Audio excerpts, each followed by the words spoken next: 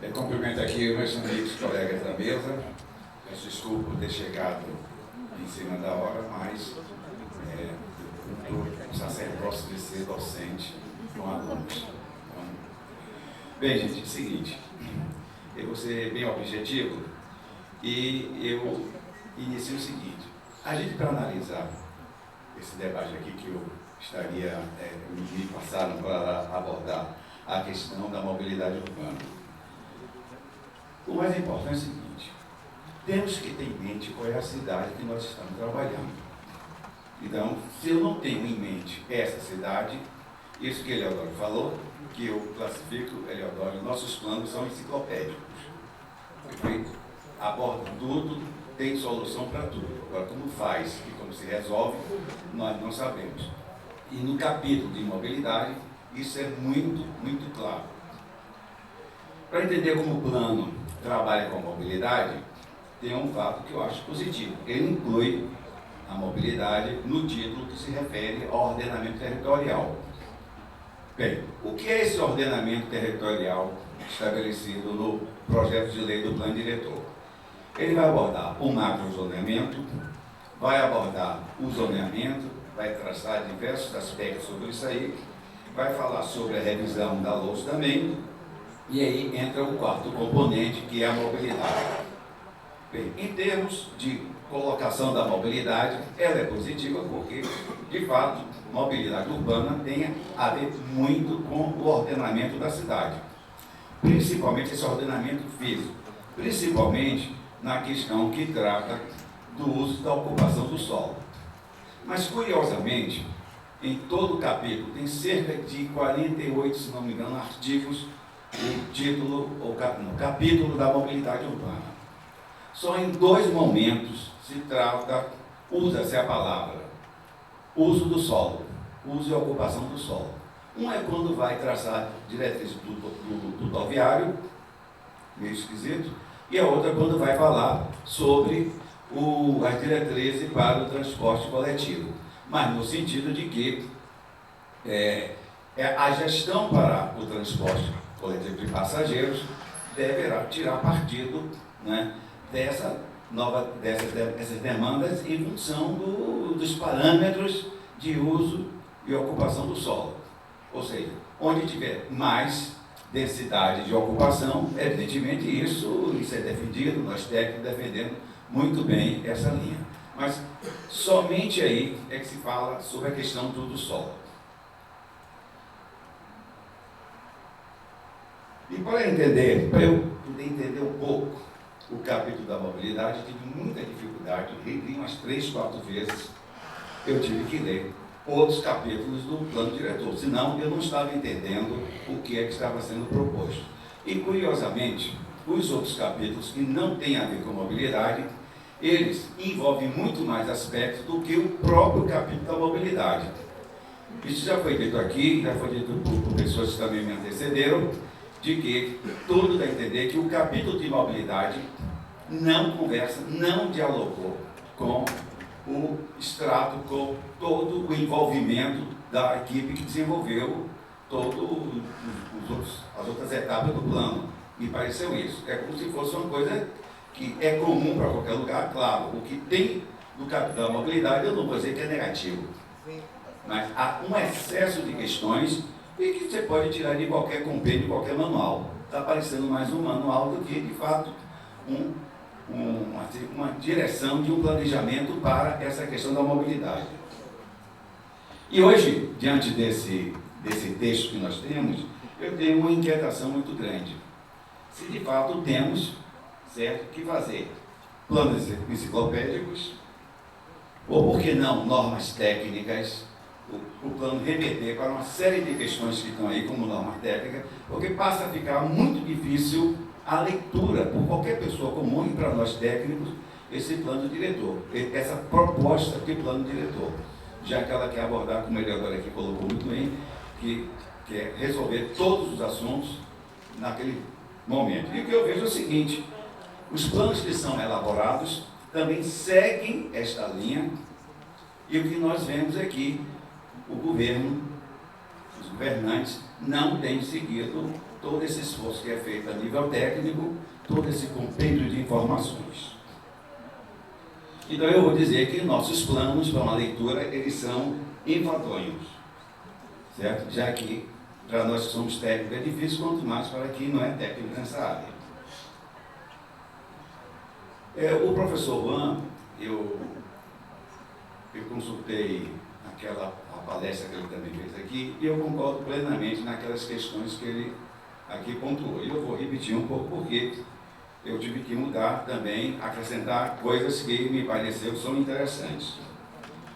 Quando ele fala que não existe processo de planejamento, isso é um fato. Mas também nós temos que observar o seguinte: o município também tem um prazo legal para realizar a revisão do plano diretor. Ele não pode fugir dessa questão. E aí vem essas incompatibilidades e que nós temos diversos estudos, diversos planos sendo realizados, ou então temos diversos níveis, né, institucionais, como agora temos o nível institucional metropolitano.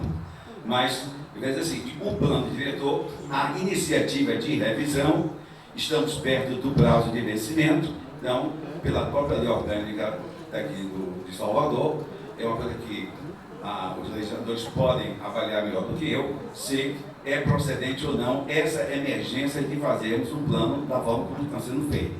Ou se era melhor nós termos outros estágios de planejamento, já que esse processo de planejamento, como disse também o professor Juan, esse projeto não tem ocorrido.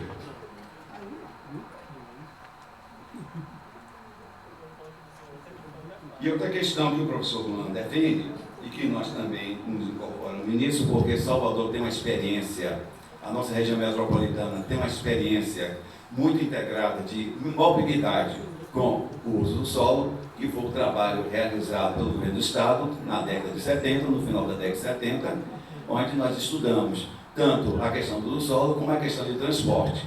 E tanto é que até hoje uma série de iniciativas ou decisões estão muito bem calcadas nesse trabalho que foi o estudo de uso do solo e transporte. Então, isso para nós que somos da área, isso é pacífico, que tem que haver essa correlação. É possível que o plano, a proposta de mobilidade, ela vinha contemplando esse aspecto ao apontar as centralidades. E se a gente for verificar o que tem de concreto nas centralidades, é só procurar ver os quadros que tocam os coeficientes de aproveitamento. Então, nós vamos observar que os maiores coeficientes de aproveitamento, para quem não domina o assunto, é a possibilidade de construir maior quantidade de metro quadrado em determinadas áreas da cidade, no sentido que você pode concentrar muito mais atividades e muito mais pessoas, e claro, e muito mais veículos, e nesse caso aí, o sistema de transporte estruturante, ele pode dar um atendimento mais satisfatório, porque hoje nós ainda não temos esse quadro realizado. Mas essa correlação me pareceu que o plano, no campo da mobilidade, isso não fica claro. Isso fica claro nos outros campos do próprio projeto de lei. Ou seja, a etapa que aborda a mobilidade urbana não reflete as outras etapas do próprio ordenamento territorial. É como o seguinte: se um técnico for somente se preocupar com a parte da engenharia de transportes, ele vai ler o capítulo da mobilidade urbana e não vai ter, não é, assim, esse feedback que tem nos outros dispositivos do projeto de lei. Eu acho que isso é uma falha, isso precisa ser, não é, consertado isso aí, ou alterado. E uma questão que eu acho fundamental é que mobilidade urbana não pode ser entendida somente o transporte das pessoas e das mercadorias. Isso é um conceito que já está superado, embora é isso o que nós mais pretendemos. O que é que a gente quer com uma proposta de mobilidade? Que as pessoas sejam realmente transportadas de um ponto para outro, com segurança, com conforto, em menor tempo. É isso que se quer. Mas hoje nós não incorporamos somente essa visão. E aí o plano vai falhar, o capítulo de mobilidade vai realmente falhar, porque ele tem uma visão muito mais rodoviarista do que uma visão para o pedestre. Então nós não vemos uma inter-relação, só para dar um pequeno exemplo. Quando ele trata da hierarquia viária, isso é dramático. quando ele chega numa das menores categorias de vias, que é a via marginal, que é aquela via que fica paralela às avenidas de Vale, ou paralela à Avenida Paralela, Luiz Viana, quando ele trata disso, ele não faz nenhuma abordagem sobre o pedestre. O pedestre não existe na hierarquia da viária. O pedestre vai aparecer em uma seção especial e que não há o cruzamento. Ou seja, se eu for fazer um projeto de via para Salvador, claro, eu vou pegar o quê? A parte que fala do sistema viário. Então, nessa etapa, não tem nenhum destaque sequer para as ciclovias ou sequer para o pedestre. E, curiosamente, são nas vias de vale que nós vamos ter, como hoje, que temos a maior largura dos passeios. Nas vias de vale, a largura do passeio são 5 metros. Nas vias coletoras, onde anda muito mais gente, nós temos 3 metros de largura. Essa é a proposta do plano. Bom, então, ao longo de todo esse processo, e tem uma coisa que me incomoda muito na hierarquia das vias de Salvador, é insistir que nós temos via expressa. Eu acho isso altamente negativo. Porque você não induz a pessoa que mobilidade urbana não passa por isso. Quando eu falo que tem que ter via expressa, está subentendido que eu tenho que resolver o problema do automóvel, que eu tenho um automóvel, sim. E eu quero andar o mais rápido possível na cidade. E isso é que está incutido. E a gente despreza totalmente o pedestre que está caminhando, porque é muito mais gente que caminha na cidade que é o pedestre. Então, isso tem que ser corrigido. Ou seja, derrubar essa visão rodoviarista que permeia todo o capítulo, né, de mobilidade, apesar de ter um item só que fala do pedestre e um item que fala também das bicicletas. Mas isso não é suficiente, porque uma seção desse capítulo não conversa com a outra seção.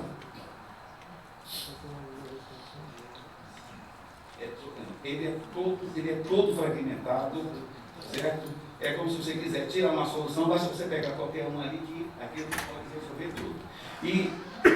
E se a gente não fizer esse esforço, e é que eu digo, o transportar não é somente isso. Eu estou deixando de lado essa questão principal dessa cidade de Salvador, que nós não temos calçada, nós não temos passeios. E só para a gente observar essa predominância viária, quando fala da gestão, só fala o capítulo da gestão do trânsito, não tem a gestão do transporte. Eu me recordo quando o Jean Guel esteve aqui, é um arquiteto dinamarquês, ele trabalha muito na recuperação do espaço público, e ele colocou lá na UFBA, muito bem essa questão assim, qual é o órgão que cuida do pedestre? Nós temos um órgão que cuida de todos os veículos, mas não temos um órgão que cuide do pedestre. E nesse campo há também, no meu entender, uma falha sobre uma questão dramática também na mobilidade urbana e que nós não temos dado nenhuma atenção, que é a questão dos acidentes. Isso passa como se Salvador fosse uma cidade maravilhosa, onde só tivesse um acidente fatal uma vez a cada 10 anos. Por isso que eu digo o seguinte, o plano tem que refletir a cidade da gente, não aquela cidade idealizada. Porque senão nós não vamos resolver também essas questões que aparentemente são pequenos problemas da cidade. Eu não considero como tal. Aí o plano vai, esse nível redacional, eu acho que tem que haver uma alteração dele, tanto na questão da função da mobilidade, como também na questão da macroestratégia da mobilidade.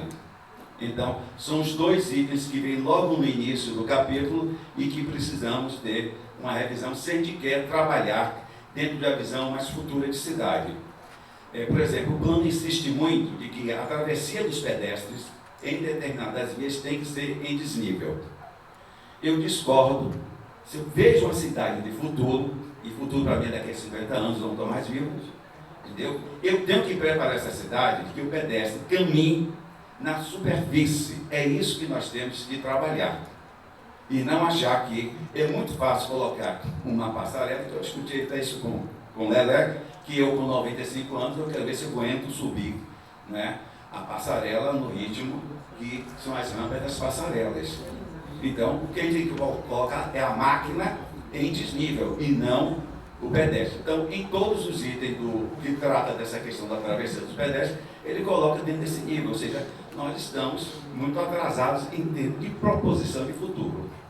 Eu sei que é difícil, porque pode ser até um pouco mais caro fazer essas intervenções, mas eu só entendo cidade para futuro dessa forma. Eu não entendo cidade para futuro que eu tenho que deixar áreas comerciais com fluxo livre, porque tem que dar velocidade aos veículos.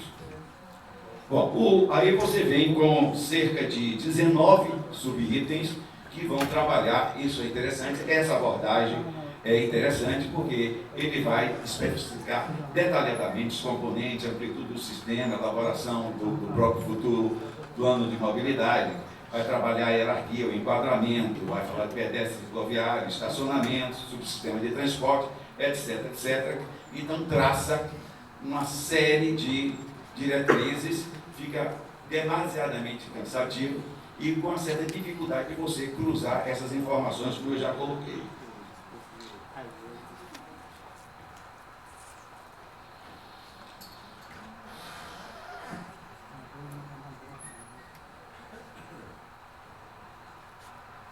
Bom, eu acabei sintetizando demais, mas o que eu queria deixar claro é que todo esse capítulo de mobilidade deverá ser revisto no sentido de compatibilizar com as outras etapas do plano, no sentido de preparar, né, quem fizer a leitura desse capítulo, de que eu tenho que entender que mobilidade também significa a questão da saúde das pessoas. Ou seja, quando eu trabalho, por exemplo, na questão das energias limpas, como o plano, tá? Ele está muito preocupado com as mudanças climáticas. Quando hoje, é muito recente essa questão, quando eu trabalho no uso de energias limpas, eu estou muito mais preocupado com a saúde das pessoas que circulam na cidade. E não tão somente, claro, por decorrência da questão climática. Então, há uma mudança e é um plano que vem sendo elaborado em Londres. No ano passado foi lançado esse plano, que ele é curioso nesse sentido. Ele leva muito mais, que olha que Londres tem um sistema de transporte efetivo, ele leva que todas as outras intervenções têm que cuidar muito mais do pedestre, tanto na área do trânsito como no uso das energias. E não apenas, né, na questão de você melhorar somente o clima. Ou seja, você passa a dar uma outra dimensão que a mobilidade tem, não só de organizar e estruturar a organização do espaço urbano, mas também como ele pode contribuir no sentido de melhorar a nossa qualidade de saúde. Como nós não damos muita atenção a esses aspectos, mas o que a gente vai observar é que onde na cidade você tem grandes fluxos de veículos, você tem uma mudança espontânea de uso do solo, porque é muito desagradável, né, com as tecnologias que nós temos dos veículos, você residir em locais que na hora do pico você fica no inferno astral, como eu hoje já digo sobre isso. Na rua que eu moro hoje já é, de fato, algo espantador. Então eu gostaria que as energias limpas fossem utilizadas para me dar um melhor conforto, como eu tinha há cerca de 20, 30 anos atrás, quando eu recebi. Bem, então, resumindo, o capítulo da mobilidade é muito extenso, é cansativo, apesar de ter uma abordagem muito generalista, uma abordagem, uma linguagem universal, que é a questão que eu coloquei aqui no início, se de fato é esse tipo de plano que nós queremos, porque ele não vai conseguir dar o atendimento, todas aquelas diretrizes, diante da nossa realidade socioeconômica, realidade de cidade que tem um orçamento da ordem de 6,4 ou 6,3 bilhões de reais. Isso representa, o que é que representa esse número, 6,4 bilhões de reais? Representa muito pouco, porque o início do custo do metrô está sendo realizado aí, nessa etapa, de Pirajá e até agora na paralela, foi orçado em 3,5 bilhões. Então, é uma cidade que, de fato, não tem condições, não tem capacidade financeira para tocar, né, tudo isso que está nesse plano. Então, nós temos um plano que é um plano irreal. E ele não aborda um aspecto que foi colocado aqui para o Gracinha, a questão das áreas precárias. Ou seja, tudo tem que ser em diversos espaços da cidade. Em nenhum momento centraliza alguma diretriz espacialmente. E também, acho que isso também já foi falado muito sobre aqui, você não tem nenhuma meta. O que é que vai ser ou não concluído? É como se fosse o seguinte: a problemática é tão caótica que nós não vamos nos meter nisso aí, os autores que redigiram o plano. Vamos dizer que isso aqui é muito bom, deixa aí porque a gente cumpriu o receituário. Mas para mim não seria esse plano. Eu preferia que esse plano dissesse o seguinte: que a mobilidade, o centro da mobilidade é que todas as ruas das comunidades precárias serão pavimentadas, numa meta de 3 anos, né? A prefeitura poderia tocar nessa ordem, porque aí é que está o grande problema. Essas populações, para poder pegar ônibus lá em cima, elas têm muitas dificuldades, em período de chuva, né, para poder caminhar. E isso é mobilidade urbana. Então, eu preferia que fosse uma coisa muito mais palpável nesse sentido. Porque, vejam bem, sobre a mobilidade urbana, praticamente o que está no plano é o que está também nos planos anteriores, com uma ou outra variante, uma ou outra indicação de uma rua nova e etc. Então, não tem grandes novidades. Depois do EUST e do Plano Urb, eu não vejo que temos grandes novidades. Eu até consultei o EUST e, de fato, muitas das coisas que estão sendo propostas casam exatamente com a alternativa que foi proposta em 1979. Ok, eu agradeço a vocês. Ficarei, então, por aqui. Obrigado. Muito obrigado.